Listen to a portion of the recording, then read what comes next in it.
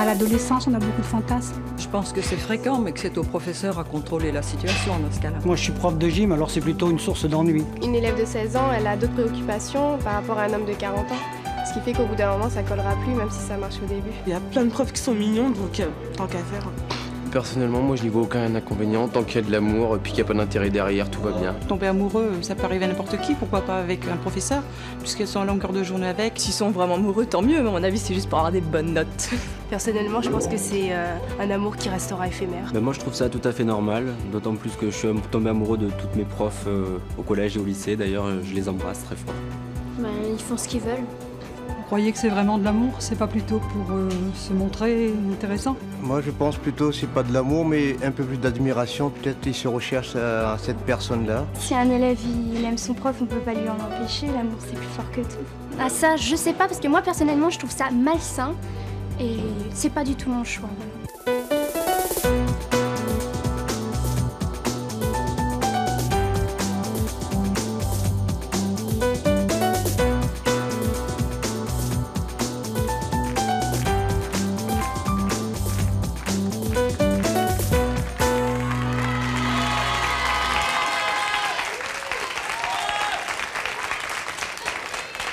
Bonjour à tous, aujourd'hui nous allons recevoir Céline et Jalila. Céline avait 17 ans, Jalila 18 quand elles sont toutes les deux tombées amoureuses d'un de leurs professeurs. Elles ont vécu avec eux une grande histoire d'amour et ça a été leur choix.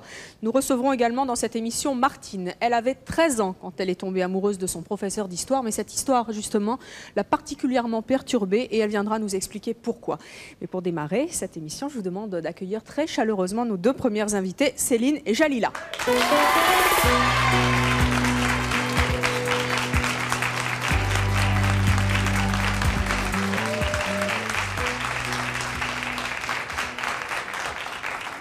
Céline et Jalila, bonjour.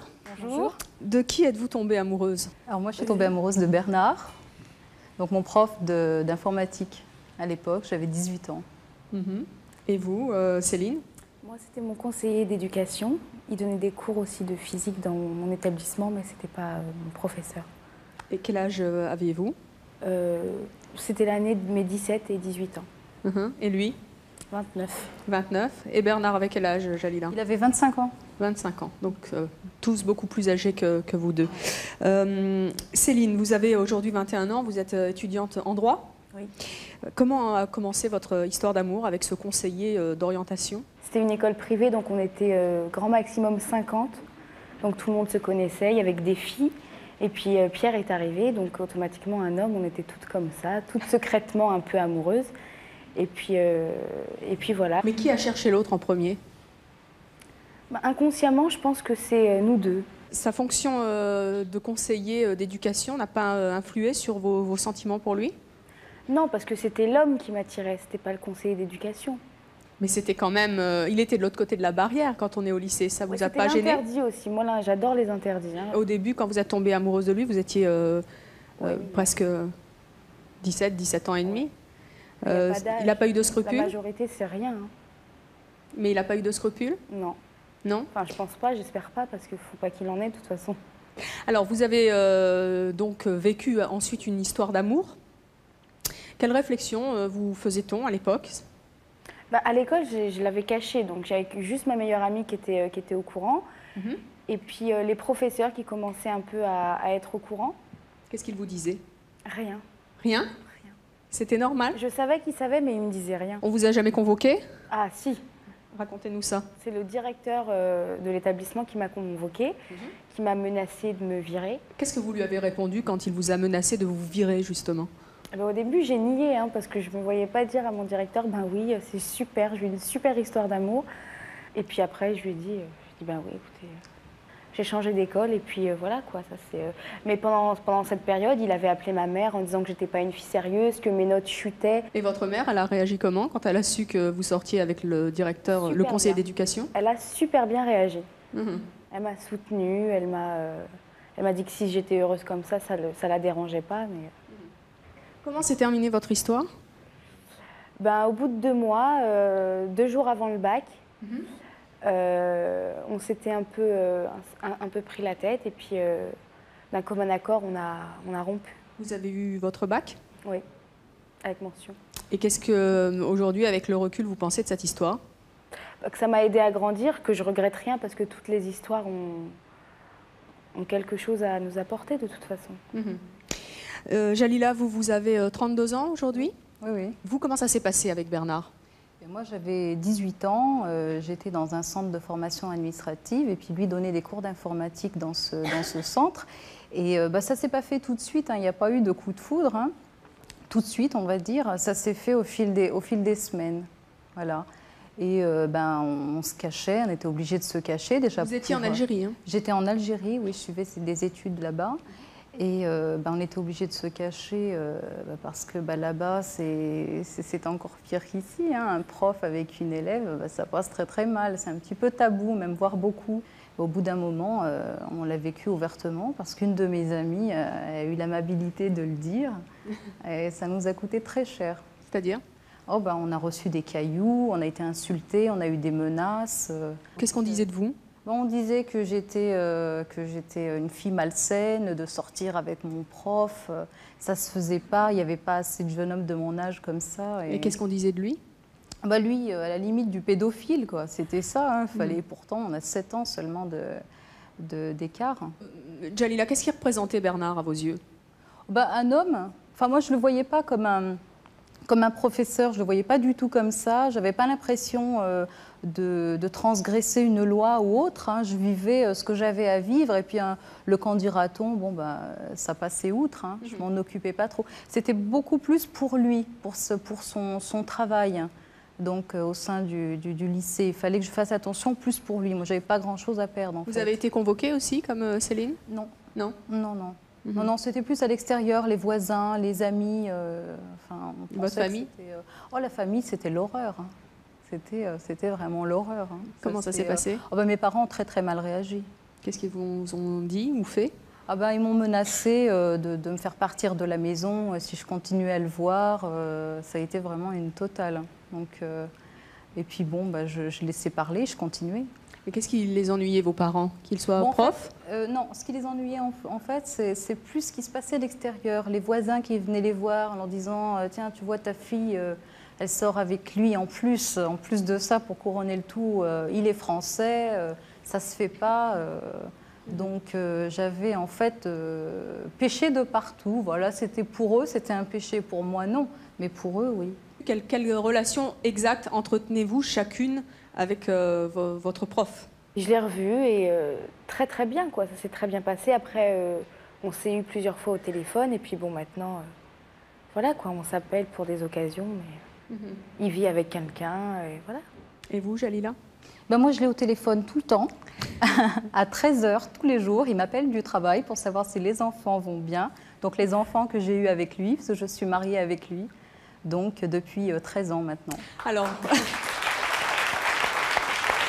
je vous propose d'accueillir justement votre professeur qui est donc devenu votre mari, Bernard.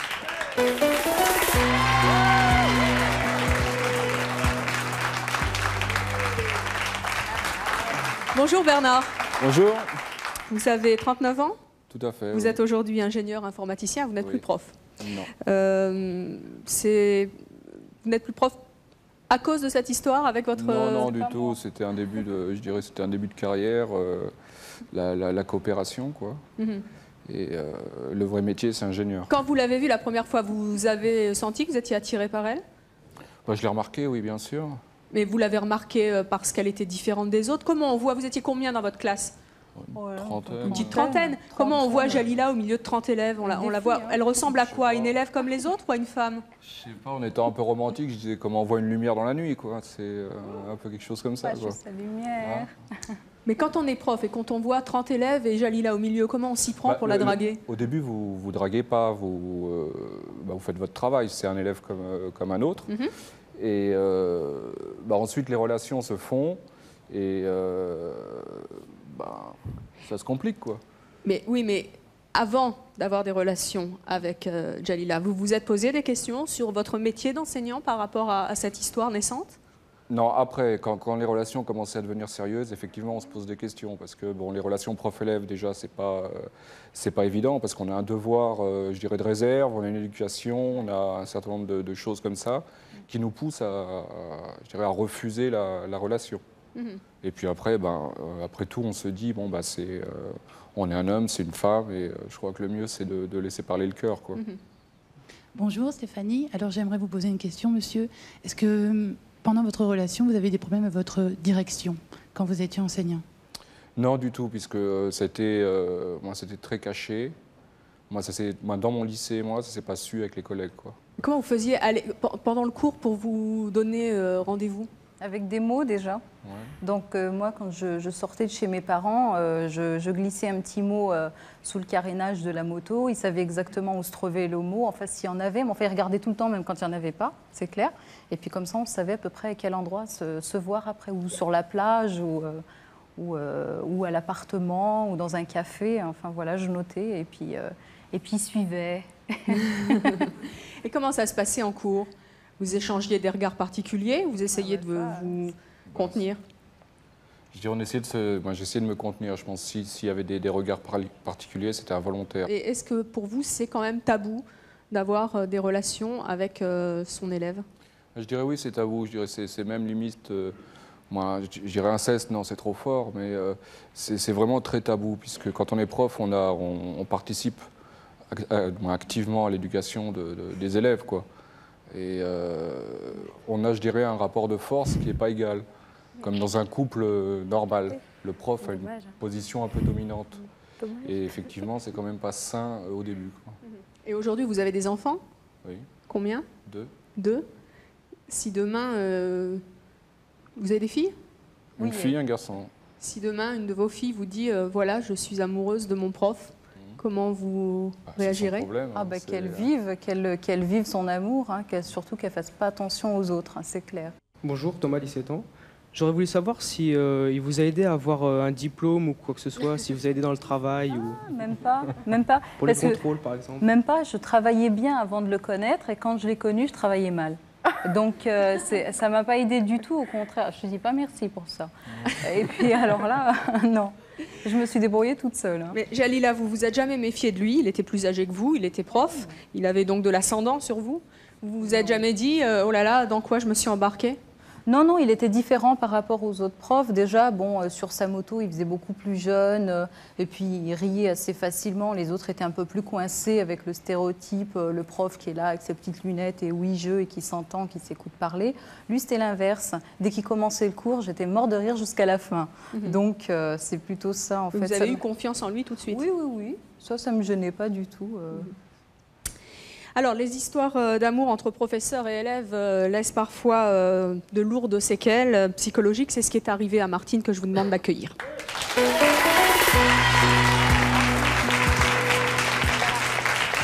Martine, bonjour. Vous avez 40 ans, vous êtes juriste. De qui êtes-vous tombée amoureuse quand vous étiez adolescente? Moi, c'était même pas adolescente, j'avais 13 ans et je suis tombée amoureuse, mais comme beaucoup de filles, mon professeur d'histoire de l'art, qui était aussi prof de français, mais qui menait surtout la troupe théâtrale de l'école. Donc il y avait une aura extraordinaire. Il avait quel âge? Il avait 35 ans, 40 ans à l'époque, si je me souviens bien. Et véritablement, il avait toute une cour autour de lui, donc je participais à ça, mais apparemment... je suis rentrée dans ses bonnes grâces aussi, puisque en classe, j'étais chouchoutée, j'avais des compliments. Et donc, vous êtes tombée amoureuse de lui? Moi, je suis tombée amoureuse, oui, comme beaucoup. Avec le recul aujourd'hui, est-ce que vous lui en voulez? D'abord, pour le raconter, ça s'est passé au mois de mai-juillet. Après, il y a eu les vacances scolaires où moi, je me suis rendu compte de la bêtise, parce que c'est pas une histoire d'amour simple, c'était pas platonique. Il m'a un petit peu fait mon éducation sexuelle. Et je ne me suis réveillée que très tard, pendant les vacances, pendant cette coupure. Et à la rentrée, en septembre, pour moi, il était hors de question ni que je le croise, ni que... D'ailleurs, j'avais même l'impression qu'il me cherchait. Alors, oui. Et c'est à ce moment-là où j'ai fait une anorexie mentale, mais assez grave, et qui a... Je peux dire que ça a été le début du changement de ma vie. Ma vie n'aurait jamais suivi son cours s'il n'y avait pas eu ce professeur-là qui a outrepassé ses droits, en fait. Mais est-ce que c'était de l'amour que vous lui portiez, vous? À 13 ans, est-ce qu'on peut dire que c'est de l'amour? Je pense que c'est justement de l'admiration. C'est un sentiment un complexe d'Oedipe mal formé, ou en tout cas une recherche de père spirituel. Je pense que, comme c'est toi qui disais, oui, on tombe tous un jour ou l'autre amoureuse d'un professeur, et justement c'est ce sentiment-là qui me paraît dangereux. Parce que est-ce qu'on peut dire que c'est de l'amour? Moi, je pense que c'est à examiner sérieusement. Quelles séquelles cette histoire a laissé sur vous? D'abord, je me suis sentie très coupable.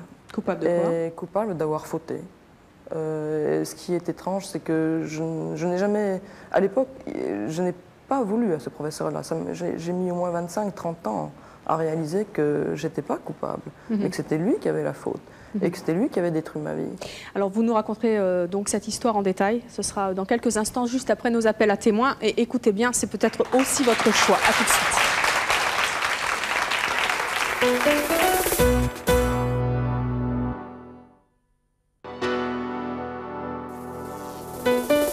Je vous attends sur le plateau de C'est mon choix. Si vous souhaitez être relooké pour avoir l'air plus jeune, ou si vous voulez relooker votre conjoint pour qu'il fasse moins âgé, si vous ne voulez pas quitter votre mère pour vivre en couple, ou si vous ne prenez aucune décision sans la consulter, enfin si vous êtes le roi de la drague et que vous avez des trucs pour séduire les filles, ou si vous arrivez à les faire tomber sans draguer, contactez-nous au 01 53 84 31 11 si ce sont vos choix, que vous les assumiez ou que vous les regrettiez.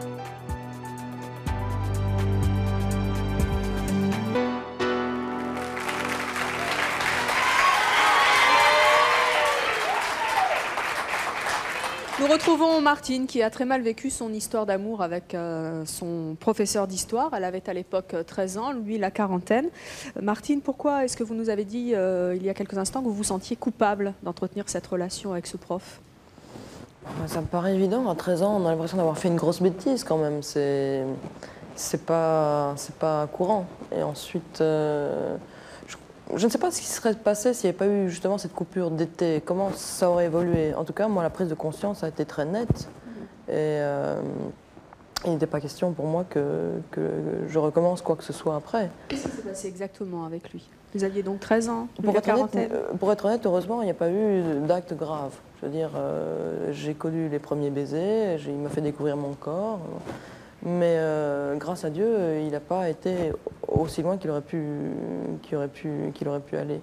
Vous étiez consentante? J'ai du mal à savoir si c'était du consentement ou de la timidité. Vous lui en voulez d'avoir eu de l'ascendant sur vous? Oui, beaucoup. Pas seulement sur moi, mais d'avoir eu cet ascendant en général. Ensuite, moi, je pense qu'il a abusé. Il a abusé de son pouvoir carrément. Parce qu'à 13 ans, je ne pense pas qu'on puisse être... enfin, on peut être amoureuse, oui, à 13 ans d'un garçon plus ou moins de son âge ou un tout petit peu au-dessus, mais de quelqu'un qui a 40 ans comme ça et son prof, je pense que c'est pas possible. Martine, je voudrais vous demander, pour vous, ça a été comme un viol moral? Mental plutôt, puisque vous avez été traumatisée? Je crois que sur l'instant, ça ne l'était pas. Et que même plus tard, quand je dis que j'ai porté ce poids de la culpabilité en moi, c'est que j'avais l'impression que c'était moi seule qui m'étais salie. Et que je n'ai jamais, pendant ces 20 années qui ont suivi, vraiment jeté le blâme. Si, je lui en voulais, mais je ne pouvais pas le déclarer totalement coupable. Parce que c'est moi que j'accusais. Et c'est moi que j'ai détruit, en fin de compte. Là, vous avez décidé de porter plainte 25 ans après? Oui, pourquoi? Très tard. D'abord parce que je crois que je n'avais pas toujours évacué. Et puis il y a eu, comme vous le savez, tous ces événements d'Utreau qui ont lieu en Belgique et ces marches blanches, cette chasse aux sorcières qu'on a faite. Et c'est là que j'ai réalisé, en fin de compte, que peut-être que mon comportement avait été normal. Et j'ai pris sur moi, très tard, d'effectivement porter plainte devant l'administration et avertir la direction. Et j'aurais été en justice, oui, si ça avait pu se faire, oui. Et pourquoi ça ne s'est pas fait? Malheureusement, la veille, pratiquement de l'affrontement, il est entré à l'hôpital pour une crise cardiaque et le brave homme en est mort. Ça m'a un peu frustrée, mais... j'ai pas pu aller jusqu'au bout de mon action. Mais j'étais déjà très soulagée d'avoir fait un début et d'avoir tiré la sonnette d'alarme. Vous, Bernard, si Jalila avait eu 13 ans? Mais non, c'est hors de question. Nous, on a 7 ans d'écart. Bon, Jalila avait 18 ans à l'époque. Donc moi, je crois qu'on a vécu une histoire qui est merveilleuse, avec des interdits qu'on peut-être rajouté en plus du piment. C'est vrai que quand j'avais 14 ans, j'ai vécu une chose qui était un petit peu semblable à la vie de Martine. J'avais un professeur de français, mais ça, il faut le dire sincèrement, toutes les filles, enfin je veux dire toutes, je ne vais pas m'avancer à ce point-là, mais on voit tout un prof à 13-14 ans, il est beau, il est top, oh là là, il est merveilleux, on est contente d'aller dans son cours parce qu'il est attirant, mais ça c'est normal. Moi je vois mes petits, là, à 8 ans, mon gamin à 8 ans, il était amoureux de sa maîtresse parce qu'elle était belle, parce que... Et c'est vrai que... Entre 8 ans et 13 ans, il n'y a pas une trop grande marge. Pour moi, c'est encore la petite enfance, 13 ans. On est encore un bébé à 13 ans. Bah si. Aujourd'hui, on n'est plus un bébé, mais avant, on était un petit. Bah, si. Vous n'êtes pas d'accord? Je peux parler? Non, pas vraiment en fait. Parce que je pense que c'est vraiment le degré de maturité dans sa tête. Peut-être, oui, mais ça, je suis convaincue, oui. Mais d'ailleurs, je dirais que le fait de tomber amoureuse d'un professeur, c'est un signe total d'immaturité. C'est un, 13 ans, oui, et même à 15 ans. Oui, je pense que quel que soit l'âge. Vous êtes d'accord, Jalila? Je pense qu'eux sont pratiquement une exception quand ça se déroule aussi bien, quand c'est aussi beau. Moi, je suis pleine d'admiration et je les envie presque. Mais vous étiez aussi mature, Céline? Moi, déjà, je pense qu'à 13 ans, une fille d'aujourd'hui, de 13 ans, elle n'a pas du tout le même comportement qu'a pu avoir Martine à 13 ans. Je veux dire, moi, je vois les jeunes filles de 13 ans, elles sont comme nous, quoi. C'est des femmes, elles grandissent trop vite. C'est pour ça que... C'est pour ça que la jeune fille dit qu'à 13 ans... Mais ça n'empêche pas l'ascendant. Oui, mais à 13 ans, on est encore, en tout cas pour Martine, et même moi, pourtant je ne suis pas beaucoup plus vieille que la demoiselle, mais à 13 ans, j'étais vraiment une gamine. Et jusqu'à maintenant, j'ai 22 ans, je suis encore une gamine. Faut pas... Bonjour, Lamia, j'aimerais savoir si ça a changé vos rapports avec les hommes. Martine? Heureusement, non. Mais on ne peut pas dire que j'ai eu toujours des rapports harmonieux. J'ai toujours eu cette peur de l'engagement, de l'amour. Et si je ne suis pas mariée, c'est peut-être à cause de ça. Je crois que si, ça n'a pas modifié mes goûts, mais en tout cas, certainement, ça a eu une influence. Vous avez moins confiance en les hommes aujourd'hui à cause de cette histoire? Non, aujourd'hui, j'ai vieilli, ça va. Mais mon adolescence a certainement été plus perturbée qu'elle n'aurait dû l'être. Oui. Et vous en aviez parlé à vos parents? Jamais, jamais. J'ai tenu ça serré pendant 25 ans. C'est pour ça que ça m'a détruit. Donc c'était un secret, en fait. Ah oui, c'était tabou. Je l'ai dit à 2-3 personnes au maximum. Alors, notre prochain invité était professeur. Il a tout fait pour séduire une de ses élèves. Tout fait, vraiment tout fait. Vous allez voir ça. Je vous demande d'accueillir Patrice Gélinet.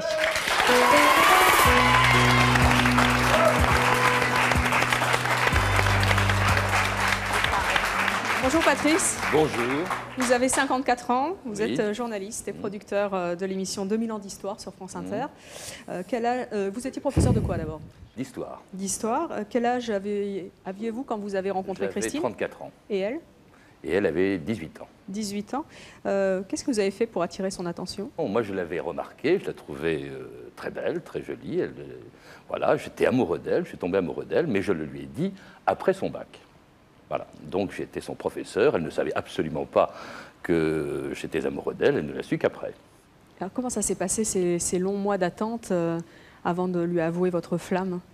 Bon, ça s'est passé, je donnais mes cours d'histoire, et puis voilà. Et puis un jour, je l'ai rencontrée par hasard, elle a passé son bac, je l'ai perdue de vue, et je l'ai rencontrée tout à fait par hasard au boulevard Saint-Germain à Paris. Et puis avec un ami, elle était avec un ami, et puis on est parti prendre un verre, et puis voilà. Et puis depuis, on s'est mariés, et puis on a eu 4 enfants. Mais pendant ces mois où vous avez résisté finalement à la tentation de lui dire, hein, est-ce que vous... Ah non, je n'ai pas résisté à la tentation. Hein.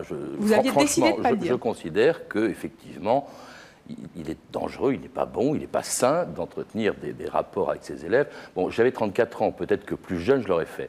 Je crois qu'il faut quand même ne pas mélanger les genres. Le cas de Martine que l'on vient d'entendre est quelque chose de tragique et même d'assez pervers.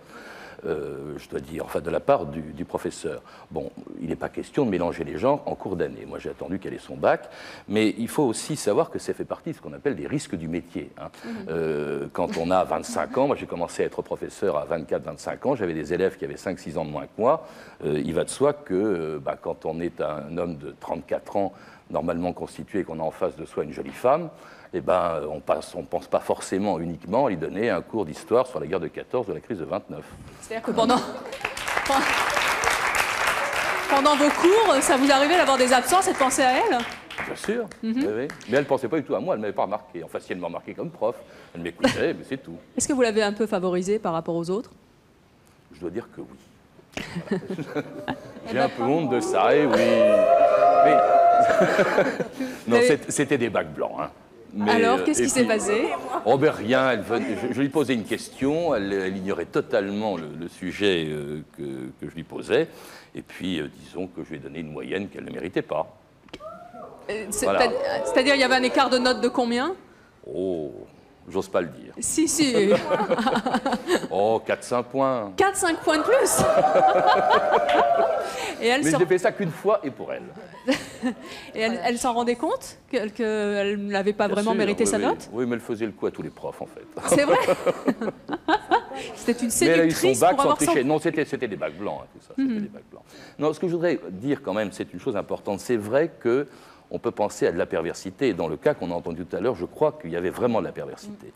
Mais moi, en même temps, je ne peux pas m'empêcher de penser à une des histoires d'amour les plus belles que je connaisse et des plus tragiques aussi. Elle s'est passée il y a 30 ans, on aurait peut-être pu en parler. C'était une femme, l'affaire Russier, Gabrielle Russier, avait 32 ans. Son élève avait 17 ans, si mes souvenirs sont bons, et elle était vraiment amoureuse de lui. Et comme il avait 17 ans, il n'était pas majeur, ça s'est joué à quelques mois. Elle a été condamnée à 1 an de prison et elle s'est suicidée, c'était en 69, il y a 30 ans. Et l'affaire avait tellement ému les Français que le président de la République de l'époque, qui était Pompidou, a fait une conférence de presse, pas pour parler d'elle, mais il a parlé d'elle de façon très émouvante dans une conférence de presse. Et il y a une phrase de Gabrielle Russier, peu de temps avant sa mort, que je retiens, qui était « J'ai découvert la perfection de l'amour ». Et ça m'a bouleversé. Je trouve que c'est une très belle histoire et très triste en même temps. Et vous pensez que les mœurs ont évolué aujourd'hui ou que c'est encore tabou justement d'entretenir des relations avec ses élèves? Je vous dis, en cours d'année, je ne crois pas que ce soit ça. C'est le moins qu'on puisse dire. En plus, ça perturbe. Il va de soi que ça se sait. C'est vrai que ça perturbe et ça peut nuire à l'autorité du professeur.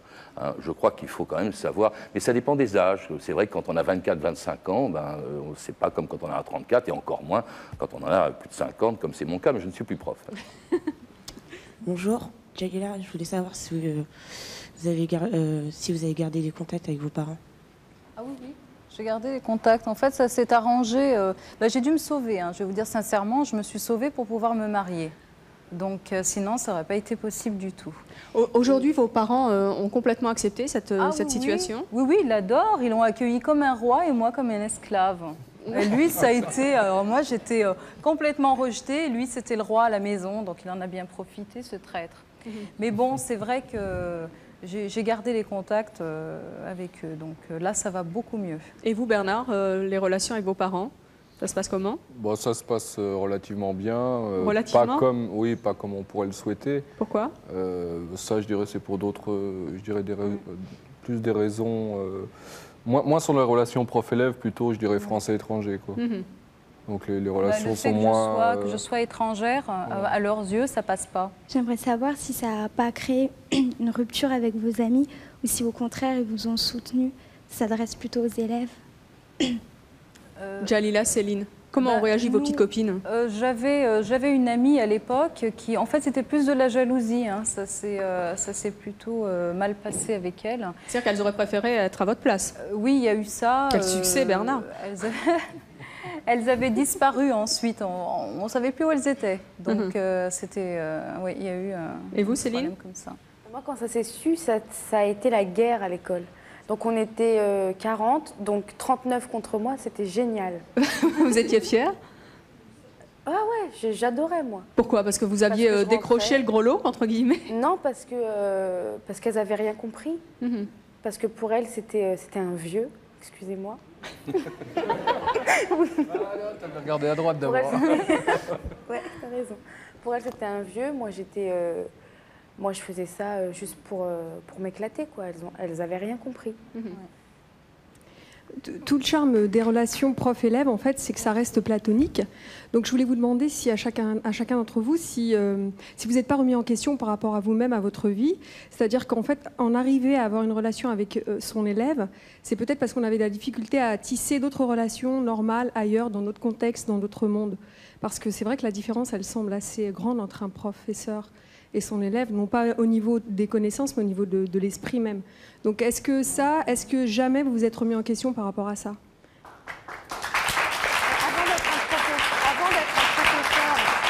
Avant qu'il soit professeur et avant que je sois élève, c'est un homme et je suis... Oui, c'est un homme et je suis une femme. Donc il n'y a pas de problème. Les hommes qui ont 45 ans et qui sont avec des nanas de 20 ans, ça pose pas de problème parce qu'ils sont pas profs, ça pose pas de problème. C'est quoi le problème? C'est la différence d'âge, mais ça, il y en a dans tous les cas. C'est pas que la différence d'âge, c'est quand même le contexte de l'apprentissage. C'est-à-dire que c'est quand même celui qui doit vous enseigner, c'est celui qui a la connaissance, c'est tout un autre état d'esprit. Il peut très bien enseigner en étant avec lui. Hein. Écoutez, moi je crois que c'est ce qui a été dit tout à l'heure, c'est ce que vous venez de dire. Je crois quand même que ces relations, surtout quand elles durent, comme c'est le cas ici de plusieurs personnes, sont des relations d'homme à femme. C'est pas des relations où je suis pas en train de faire des cours à ma femme le soir quand je rentre. C'est fini. Et c'était déjà le cas. Hein. Moi, c'était comme j'avais effectivement dit à mon épouse actuelle que j'étais amoureux d'elle. Eh bien, c'était déjà le cas. Pour moi, c'était une femme, c'était plus une élève. Et vraiment, ça aurait pu se passer dans une entreprise. Mais enfin, au départ, elle n'était pas censée savoir que ça allait durer, que vous alliez vous marier avec elle. Non, moi non plus. On aurait très bien pu dire, il profite de moi. Oui, mais ça, vous personne ne sait. Hein. Dans chaque couple, personne ne sait. Nous si. Hein. Oui, non, mais un couple ordinaire, entre guillemets ordinaire, parce que je vois pas où est la normalité dans un couple, mais un couple normal, entre guillemets, c'est pas si on va finir avec lui ou avec elle toute sa vie. Nous, trois mois après, il était en moto, il conduisait, j'étais derrière, il n'a même pas osé me le dire face à face. Il me dit, est-ce que tu veux devenir ma femme? Comme ça. Et je lui dis, bah écoute, je vais réfléchir, je te dirai ça demain, c'est bon? Et puis, moi, j'avais envie, bien sûr, mais j'avais honte de dire oui tout de suite. Ça fait pas bien. Surtout en moto, comme ça. En plus, il y avait du vent. On t'aurait pas entendu. Voilà. Bon, il est sûr que dans le contexte de Jalila, il y a d'autres paramètres qui entrent en jeu, mais si sincèrement vous êtes capable de dire que vous, avec les autres femmes et les autres hommes, il n'y avait pas de problème relationnel, à ce moment-là, c'est assez sain. Mais sinon, c'est vrai que je trouve qu'il vaut mieux que ça reste platonique, en fait. À ce moment-là, donc les chirurgiens ne devraient pas être avec les infirmières. À ce moment-là, un dentiste ne devrait pas être avec l'assistant. Un chirurgien n'apprend pas à une infirmière à faire une piqûre. Il apprend à d'autres personnes. Non, c'est pas tout à fait la même chose. On n'y pense même pas. Parce que là, vous créez une relation dominant-dominé entre un prof et un élève. C'est-à-dire, vous réfléchissez à un ancien... Non, on réfléchit à un ancien mode d'éducation. Moi, je suis désolé, jamais... Il y a toujours un enseignant et un apprenant. Oui, mais c'est pas parce qu'on enseigne à quelqu'un. Enseigner à quelqu'un, c'est lui apprendre la connaissance, c'est pas le dominer.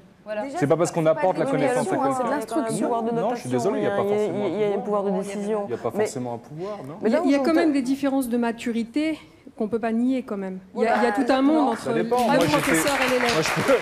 Moi, je peux dire, soit Jalila était trop mature pour son âge, soit moi je ne l'étais pas du tout. Quoi. Non mais dès qu'il y a un écart d'âge, et ça arrive dans tous les couples, ça dérange tout le monde. Généralement c'est le plus souvent, pas toujours, l'homme qui est plus âgé que la femme, il y a une différence de maturité. Oui, mais justement, l'univers est assez vaste. L'univers est assez vaste pour vous proposer des femmes qui sont aussi mûres que vous, aussi. Mais non, écoutez, moi je ne connais pas toutes les femmes de l'univers. Il se trouve que je ne connais que les femmes que je rencontre. Il se trouve que j'ai rencontré ma femme, celle qui est devenue ma femme, sur mon lieu de travail, comme j'aurais pu la rencontrer à la radio où je travaille aussi. Et ça ne vous pose pas de problème de conscience, quoi? Aucun. Je ne vois pas pourquoi ça m'en poserait. Très franchement, ma femme est une femme, je suis un homme, je suis son mari, je ne suis plus son prof. C'est vrai que pendant très longtemps, elle m'a vouvoyé, ça c'est vrai. Elle vous a vouvoyé après? Après, pendant 6 mois, 7 mois. Non. Oui. Pas moi. Comment est-ce qu'elle est passée au-dessus? Vous voyez en voiture, vous voulez? C'est vrai, ça vous est arrivé aussi, Céline? Mais pendant toute la période où je suis sortie avec lui, je vous voyais. C'était super rigolo. Vous voulez une tasse de thé? Quand est-ce qu'elle est passée au-dessus, Patrice, votre femme? Oh, 6 mois, 1 an après. Et vous, quand elle vous voyait, qu'est-ce que vous lui disiez? Mais j'étais furieux, j'étais plus le prof. Mais elle n'arrivait pas à imaginer que c'était fini. Et elle vous voyait études, hein? Elle vous voyait toujours comme un prof? Oui, pendant un certain temps. Et comment est-ce qu'elle a fait la bascule entre l'homme et le prof? Bon, ça s'est passé progressivement. Hein. Peut-être le jour où je vais demander en mariage, justement. Mais au début, elle a été sceptique par rapport à vos sentiments. Elle s'est dit, c'est quoi ce type qui m'a mis 4 points en plus à mon bac blanc et qui vient... Ça fait bizarre quand même. Hein. Écoutez, un peu sceptique, elle n'a pas très bien compris. À vrai dire, je vous dis, elle ne m'a pas tellement remarqué, bon, en définitive, avant son bac. Je dirais que moi, vous êtes pour moi un exemple remarquable. Vous avez attendu quel est son bac. Ouais, mais pas comme moi. C'est là où je rejoins la dame dans cette question, c'est que tout à l'heure, qui posait la question, c'est que pour moi, l'admiration, il y a beaucoup de part d'admiration dans le penchant qu'a un élève pour son professeur. Et c'est ça le signe d'immaturité. Et pour un professeur lui-même qui se sent adulé comme ça doit être extrêmement dur de garder la tête froide toujours, de garder son devoir de réserve et de se dire après tout, est-ce que c'est ma fonction qui est adulée ou est-ce que c'est ma personnalité? Et que le partage... Et que peut-être, si on formait les professeurs davantage sur ce problème-là, et qu'il y avait des règles de déontologie très explicites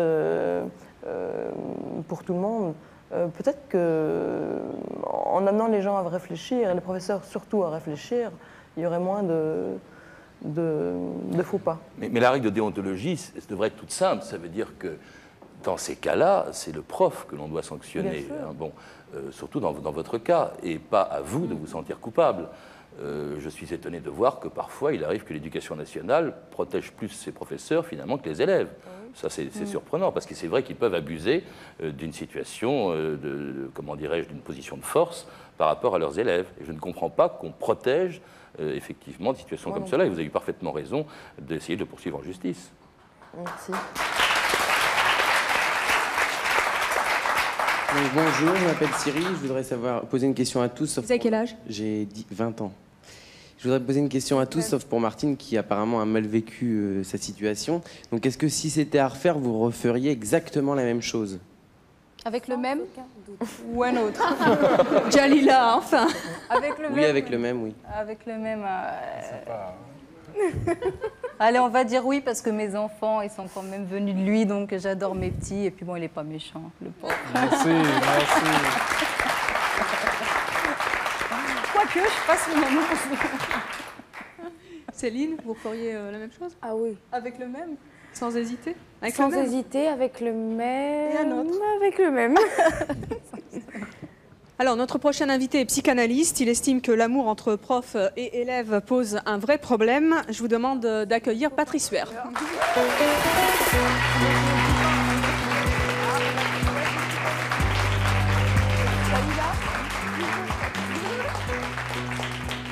Patrice Huer, bonjour. Vous êtes également psychiatre. Psychiatre d'adolescents. Oui. Vous êtes responsable également d'une clinique pour adolescents. Qu'est-ce que vous pensez des histoires d'amour de nos invités? On a vraiment une gamme très variée de propos et d'expériences entre... moi, je vois quand même des catégories très différentes, des histoires très différentes entre celles qui concernent des lycéens qui sont pas loin de la majorité, voire l'ont dépassé.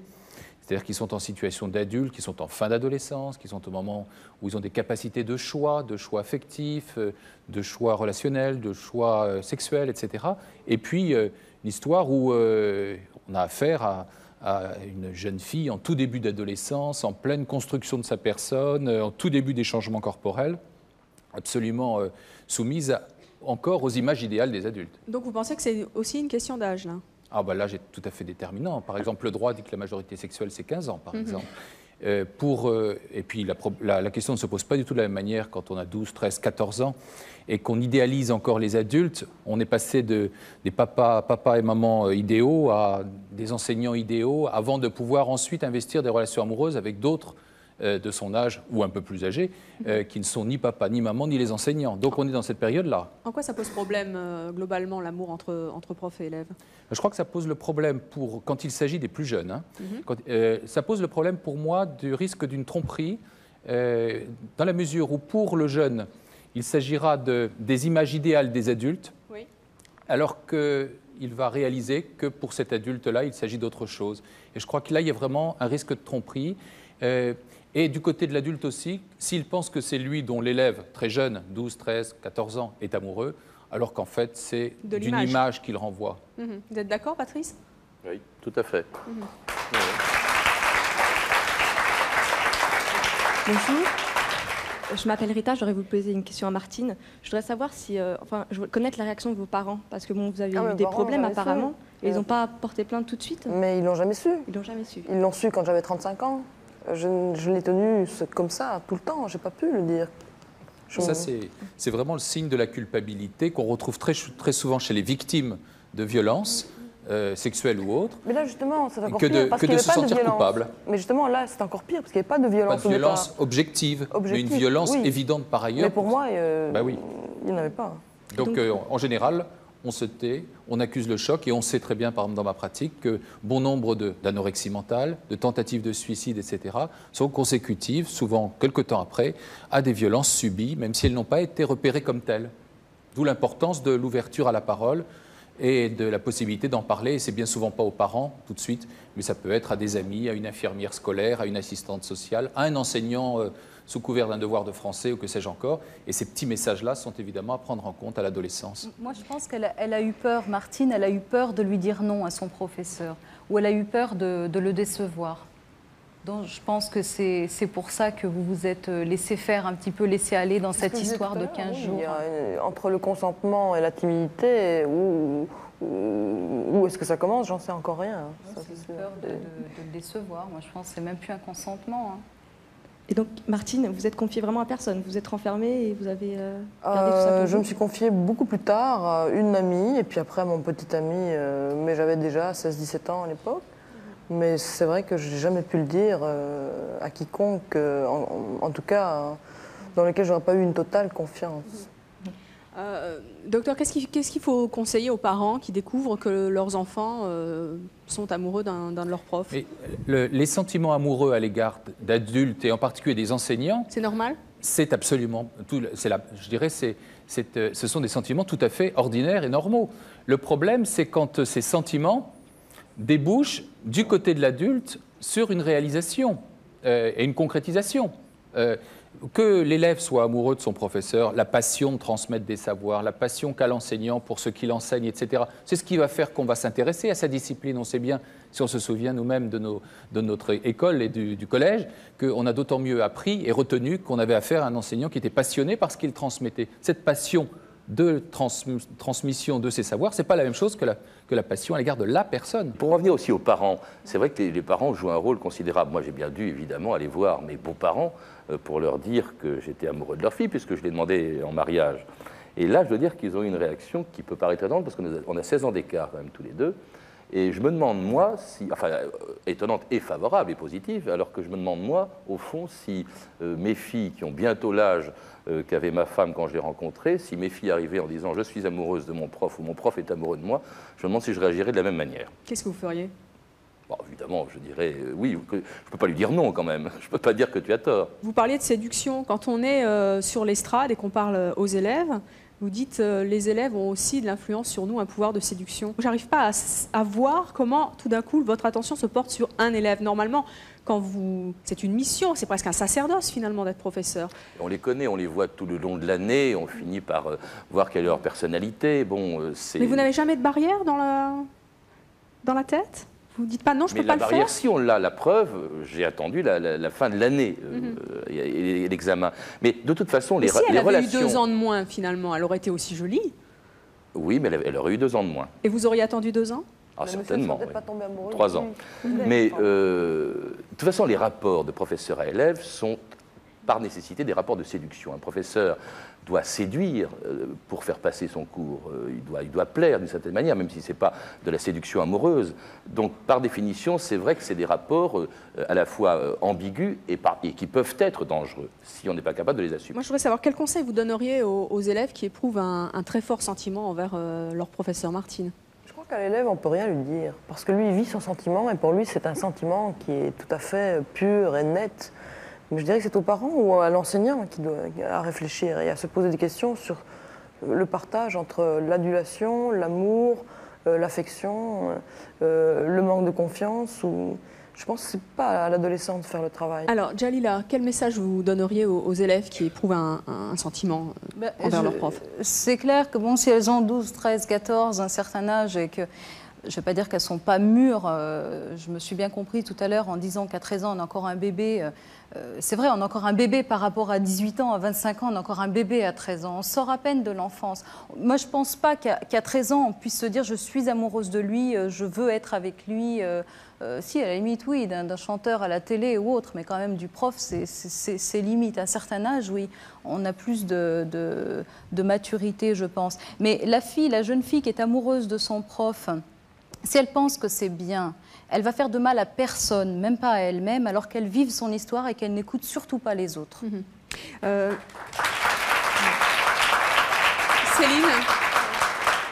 vous, quel message vous donneriez à ces jeunes élèves qui vivre peuvent tomber sa vie amoureux? et puis d'écouter personne, d'écouter que son cœur, même si des fois c'est pas bien, mais d'écouter quand même son cœur. Eh bien, merci d'être venu sur le plateau de C'est mon choix. Merci d'avoir répondu aux questions du public et merci de nous avoir suivis, vous, comme chaque jour. À très bientôt. Lundi, nous recevrons Monique, Laurette, Annick et Marie-Claire. Ces 4 mamans ont des enfants très connus. Vous découvrirez tout au long de l'émission qui sont ces enfants stars et nous verrons qu'il n'est pas toujours facile d'assumer le choix de ces enfants, de tout faire pour devenir célèbres. À lundi, 13h50.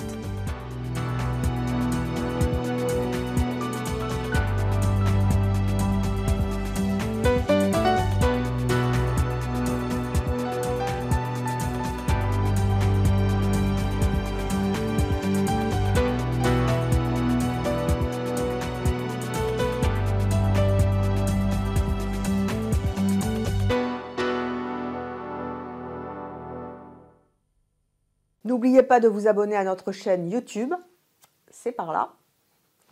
Et pour voir plus de vidéos de C'est mon choix, c'est là.